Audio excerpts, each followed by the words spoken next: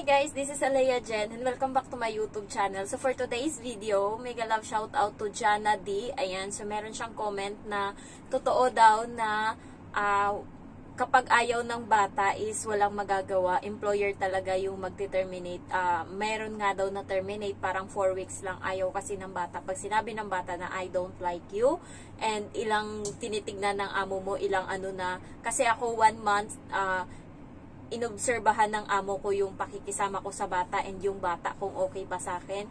Kaya nung pag-abot niya sa akin nung sahod nung 1 month ko, sabi niya sa akin, okay naman kayo ni Emma, sabi niya ganun. So wala namang problema, magkasundo naman kayong dalawa. So doon talaga sila nagbe-base sa bata talaga. Yun yung sinabi niya sa akin nung 1 month. Kaya simula nun parang mas naging close pa kami ng bata, and kagabi nagulat siya sa achievement ng bata. 5 years old pa lang yung bata, and parati kami nagbabasa ng libro every kain. Nagulat siya na pinabayaan ko yung bata, hawak ng bata yung libro na Pete the Cat, ayan, Ghost Camping.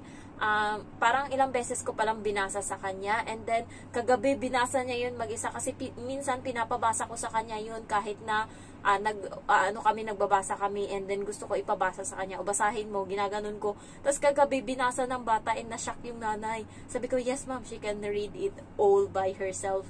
So, really? Sabi niya ganun, and alam mo yung nagulat siya, and parang na-shock siya na pinapabasa niya sa bata kasi na libro, yung I go to school, ganun, I go to shower, yung ganun, yung konti lang, ay yung Pete the Cat na binasa namin, kwento talaga ng pusa na nagpunta sila ng camping, and merong sabing monster na Bigfoot dun. So parang, ang dami ng letters, hindi lang ganun, ang ang lala na ng mga letters, and nagulat siya, alam na ng bata yung word na marshmallows, grahams, yung mga ganun, graham crackers, yung mga ganun, na-shock siya, and nanood siya sa bata, pinabayaan ko lang sila kasi nga nagbo-blower siya, and then nakita niya nga na binabasa ng bata. So napatigil ako kasi nakatingin siya, and pinapakinggan niya yung bata. Sabi ng bata, Jen, if I finish this read and then you're going to clap your hands. Sabi ko, yes, yes. Kasi natutuwa siya sa clap your hands ko kasi ang lakas. Ganon, yung parang ang tunog. Ewan ko, na ano ko to na malakas. Yung iba, yung kanila kasi tas akin ang lutong ng clap your hands ko, and natutuwa yung bata dyan. Kaya every time gusto niya basahin yun kasi gusto niya na mag-clap your hands ako pagkatapos. And then ayun, binasa niya, nandyan yung nanay nakikinig, and yung nanay minsan nasya-shock na alam na ng bata yung mga words, and then dumating yung tatay kasi 7 na ng gabi dumating. Nagulat ako, dalawa na silang nakatunghaw doon sa bata, nagbabasa yung bata, and sila doon dalawa sa likod nakatingin sa bata. And alam mo yung pagkatapos, shock na shock sila, yung nagka-clap sila, sabi ng nanay, very good, excellent, good job. Ano ba yung mga sinabi niya, yung parang na-amaze siya sa bata. And ano pa ba? Depende kasi yan sa inyo guys kung paano nyo anuhin yung bata. Kaya ako, bago ako pumunta dito, na-training ako dun sa bahay namin. Meron akong pamangkin na sobrang tarantado talaga, malala talaga yung kamay ko doon sa nung pumunta ako ng probinsya kasi nagbakasyon ako bago pumunta dito. Ay, gumaganon talaga sa ulo ng bata sa sobrang kulit. Ano pa lang yun magpo 4 years pa lang siya ngayong January 14. Ngayon yung birthday niya, yung pamangkin ko. Grabe talaga ang lala ng kulit ng bata na yun. And pag may gusto siyang, yung cellphone ko, pag gusto niya yan, gusto niya talaga, mamatay-matayan siya ng iyak. Ayaw mong tumigil. Yung parang yung pasensya ko noon, na parang naubos na talaga na, yung parang dati napakaiksi ng pasensya ko. Pero dahil sa kanya, kasi kami parati araw-araw magkakasama, hindi na yun umaalis sa tabi ko, parang naano na nga yung pasensya ko. And then, ano pa ba? Paano pa ba ako nakikisama dito sa alaga kong bata? Kinakwentuhan ko siya ng kwento na ako yung gumawa. Minsan, sabi ko, once upon a time, there was a little girl whose name is Emma. And then, sinisingit ko na yung mga times na, yung kinakwento ko, base lang sa imagination ko, and nakikinig siya. So ngayon, nandyan kami sa sasakyan. Sabi niya, Jen, can you read me a story? Sabi niya ganon. Kami yung magkatabi sa sasakyan, ayaw niya sa mama niya. Kami daw dalawa magkatabi. Tapos sabi ko, mamaya mag-iisip muna ako. Sabi niya, hindi, simulan mo na, ganito yun. Tapos nakikinig lang yung tatay tsaka yung nanay kasi nga nag-Uber kami kasi hindi dala ng tatay yung sasakyan. So, yung tatay nasa harapan nakaupo, kami sa likod ng magkatabi kami yung amo kong babae, ako, and then yung bata. Magkatabi kami nung bata. Tapos, sabi niya, siya nagsimula ng kwento, sabi niya, once upon a time, there was a little girl whose name is Emma. Tapos nagulat yung nanay tsaka yung tatay, natawa.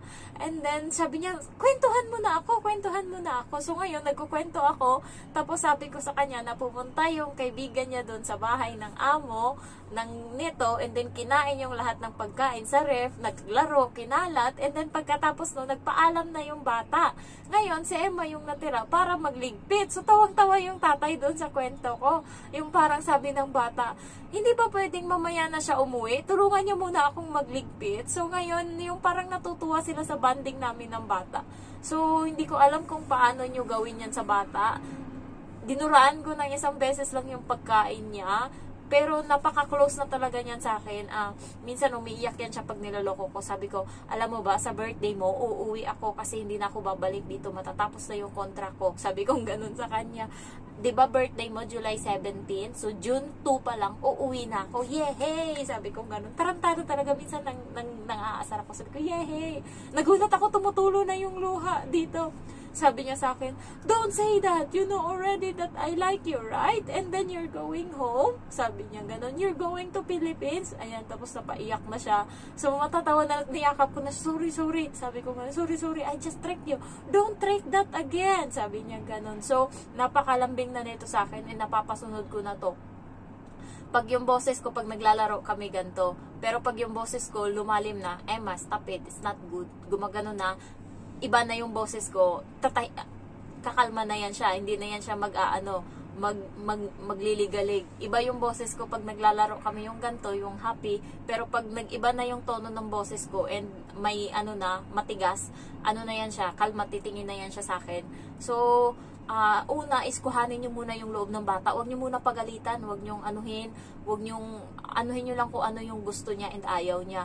Pag nakuha nyo na yung loob niya, andyan na ba yung amo ko? Pag nakuha nyo na yung loob na, tsaka nyo na ngayon siya aartihan, tsaka nyo na ngayon disiplinahin. So, mayroon akong ipapanood sa inyo na video na nagbabanding kami and nakikimarites ako sa kanya. Siyempre, alam niya yung salita ng mama at papa niya. So, ayun lang guys. Thank you. Bye-bye. Pretty?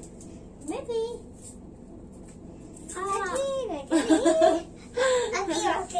I think it's pretty, this one.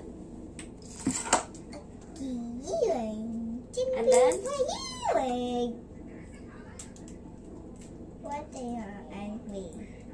I don't know. Do you understand what they're talking about? Don't know. Hayapokan. You remove it. Yes.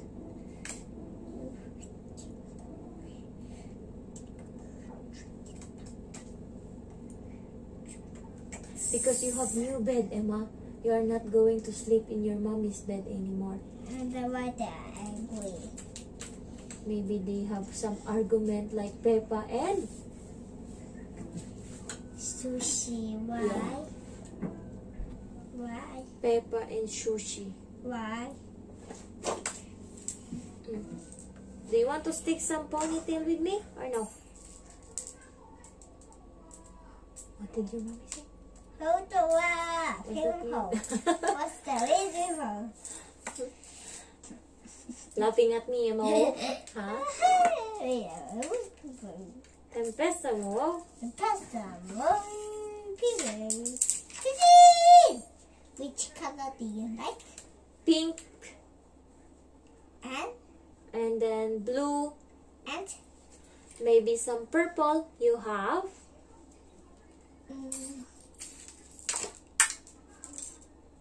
here. Yes. That's 1, 2, 3, 4, 5. 1, 2, 3, 4, 5. 1, 2, 3, 4, 5, 6, 7, 8, 9, 10. 1, 2, 3, 4, 5. Yung mommy. Tana! Nana, Sajiman! What's that mean? Nana, Sajiman! Next,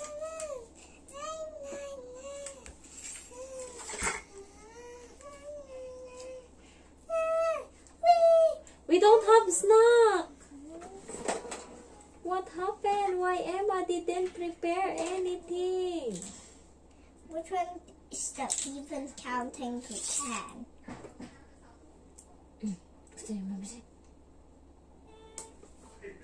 Oh, see. They are laughing now, Emma. How laughing? 10 in the tea. Hiya.